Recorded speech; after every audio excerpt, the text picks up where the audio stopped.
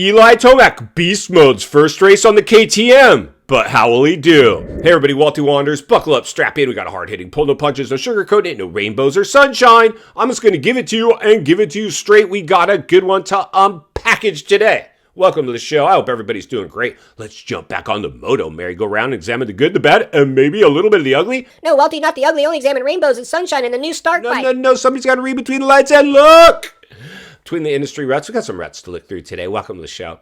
I hope everybody's doing great. So yeah, let's go ahead and do a little whistle blowing here. Tomac, you found yourself over at KTM. I don't think you necessarily picked that team as your target bike to go ride, but you're going to ride it. You got them to give you the cable clutch, and all of us are cheering for you.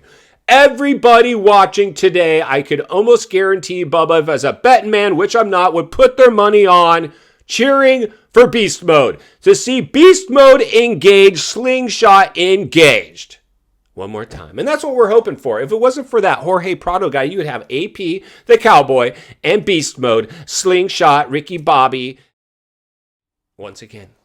It's going to be a good story. Good story. Now, luckily for UAP and Tomac, there's a good chance Jorge might only be around for a few races, even if he makes it to the gate drop at A1.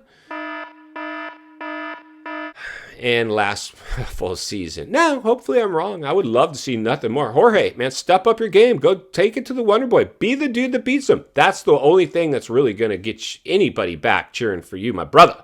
So you better hope you've got a good season in front of you. But the bigger question really here today, I believe, Tomac's going to take this World Supercross race as a gate drop to feel out the bike. We're going to cut him all the slack, the way that we cut out Danger Boy slack, chance to learn the bike. But no! You're a racer. Kenny's out there. What I saw out of Kenny, the way Kenny rode that kickstart Suzuki, it wasn't out there just getting a gate drop. He was lighting it up. He was throwing the bike around. He was riding the bike better than what I've seen him ride the bike in the past in a regular AMA Supercross series. So you need to come out and say, even though you're going to say it to yourself, because why do we do that? Why do we say, oh, this is fun. We're just getting engaged. Because that way, if you have a crappy race, you can shake it off a lot easier than if you said, I want to win. I want to win. Now, I know all of these dudes want to win. Why you ask for something? Because they're racers. What do we do? Do you get on the bike to get beat by your buddies? No. And we're out there doing it. We're not even making money doing it. I was just last weekend. I was riding, came up on a dude, and we started dicing it out just out of nowhere. And I was risking going down just on a freaking, for nothing. It was stupid. But that's why we have a screw loose. Why do we have a screw loose? Because this is Gladiator Games, Bloodsport, Evil Knievel stuff. It's a brotherhood. You gotta have a screw loose to do the stuff that we do. Now, if you're moto the way I'm moto, love moto. Love moto, been racing my whole life, went to work in the industry for many years. Got a little caught up in the politics, which is probably one of the reasons why I've turned into a kind of a ex-industry insider, current whistleblower, because you guys deserve this. You guys deserve it because most of you have seen it too. Now, it's not all bad, but it's clearly become Wall Street infiltrated our sport. It's a bunch of dudes. It used to be just people in the sport that rode or ex-riders. Not anymore. It's Wall Street. Wall Street and suits and guys that don't even know how to start an electric bike, much less a kickstart bike, Kenny. So, that's just what's going on. But the show today really is what can we expect out of Eli in his first race? Now, I think for most of us, if we're going to cut anybody some slack, it will be Eli. But the reality is he's beaten Kenny plenty of times in the past. He's beaten Cooper Webb plenty of times in the past. He's beaten everybody's lined up with already. So, the reality is we expect Eli to go out there and have a solid night. Plus, he won last year's World Supercross. So, he's just because he switched bikes, we can't just give him a mulligan. You got to perform.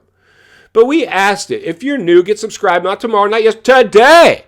There's never been a more important time in moto history, friends, to get centered and surrounded with like-minded people where iron could sharpen iron. We're going to sharpen a little iron today. We asked it, where is Eli going to finish in his first race on this new KTM over at World Supercross. Let's jump over, take a look at those results, maybe take a lap around the comments. Then we're going to meet back here, wrap it up. Let's get started. Hey, race fans, buckle up, strap in, roll up your windows, lock your doors, throw on an open face, and a fresh pair of tear-offs because the roost is about to fly. When asked on the Walty Wanderers community page of the YouTube channel, how will Eli Beast Mode do at his first round of WSX? 46% of you said, he's going to win, bro. While 25% of you said, nope, second place for Eli. 17% said third podium, and 12% said other. Well, let's go ahead and saddle up and take a lap around a few of the comments. First up in the starting gate, Sawtooth Scream comes in with, I'm saying second. Roxon's been on the same bike for years now, and Eli's going on a new bike. He's going to have to learn again. Boom, and there it is there. That's what I'm saying, bro. He's got to learn this thing, and that might take a few races. Thanks for the comment. Let's see who's up next. Nomad HB pops the clutch, comes flying out of the starting gate and says, it's going to be hard for anyone to beat Kenny in a sprint setup. He's the sprint king. Boom, and there it is there. Chalk one up for Kickstart Kenny beating Eli. Thanks for the comment, my brother. Let's see who's up next. Midlife ADV pulls a tear off, goes flying by, and comes in with, ET3 has KTM eating out of his hand. That bike's going to be fire. It's all on beast mode to show and go. Boom, and there it is there. Chalk one up for Eli takes the win. Thanks for the comment. Let's see who's up next. Steve Nizzle crosses the finish line, lights the candles, gets the Bubba neck burn, and comes in with, love Eli, but watching him talk about the KTM, I couldn't help but think he was full of BS. That bike has issues. Boom, and there it is there. That bike has been having issues, but if anybody can turn it around, it's probably Eli. KTM better be thanking their lucky stars. Thanks to everybody who participated. Make sure you guys jump in and read the rest, but bring your tear-offs. The roost tends to fly. Now let's jump back to the studio and wrap this one up. All right, friends, welcome back, and there you go. And like I said, thank you to everybody who participated in the polling, took the time to leave a comment. If you get a chance, get back into those comments. Jump over to the community page. Best bench racing going on the internet right now, because it's all the real moto community, not this watered down corporate created channels talk. I mean, even these X-stars with channels, dude, they're just sugarcoating it. We see right through it, don't we? We see right through it. Now, I know I'm a little corny, and, you know, I'm not the young YouTuber out there making videos, but I've got the experience to come give you these reports, and that's why, and I love it. And I know you guys see I love this, right? I love this sport more than anybody. Just as much as anybody will say, because I can't say more than anybody, because I know you guys love it too. The reality is this. Eli, welcome back to the swimming pool. Dude, here's the deal. Yes, this is an off-season race still for all intents and purposes, but it has a little bit of prestige, and this is a big moment because it's you debuting, almost like Danger debuting the 450. It's you debuting a brand new bike, and it's a KTM that's got a little bit of a checkered past going on with it. There's internal problems. The bike's having issues. You got Jorge on the team. Like, it's really kind of up to you. All the people that just left that brand, Chase and Vial, they left it pretty unceremoniously. That bike's claimed a bunch of riders. Beaumare now out for this whole season on it. AP's fatigued, and Jorge's just a deer in the headlights out there. It's really your team, dude. This is all about you. The whole thing is about you. And I know you feel a little bit of that corporate suit pressure. Oh, Eli, we're so glad. There's pressure. There's pressure, Eli. But the reality is this.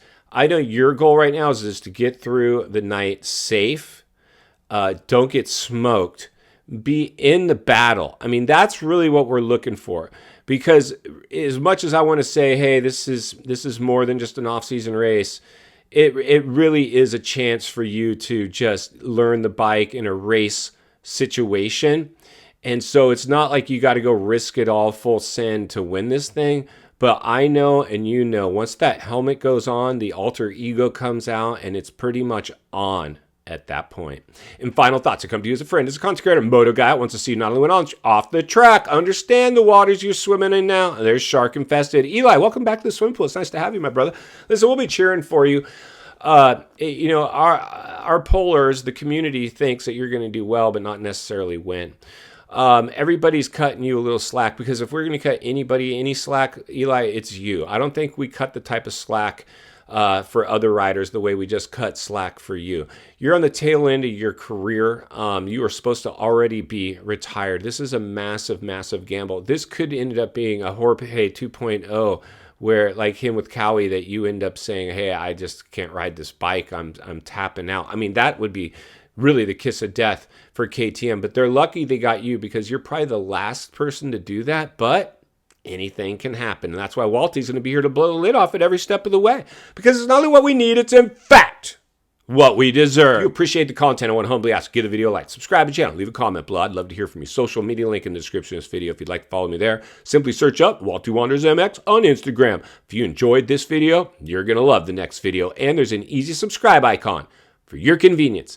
As always, thank you for your time. Don't go over the bars. God bless, and I'll see you on the next video. I tell you the truth, I'm a little confused by your tactics. Tactics? Yeah, I'm gonna keep acting tough until I figure it out, all right? See you on the track. Come on, baby. I love you. I love you too, come on. Abracadabra, Holmes.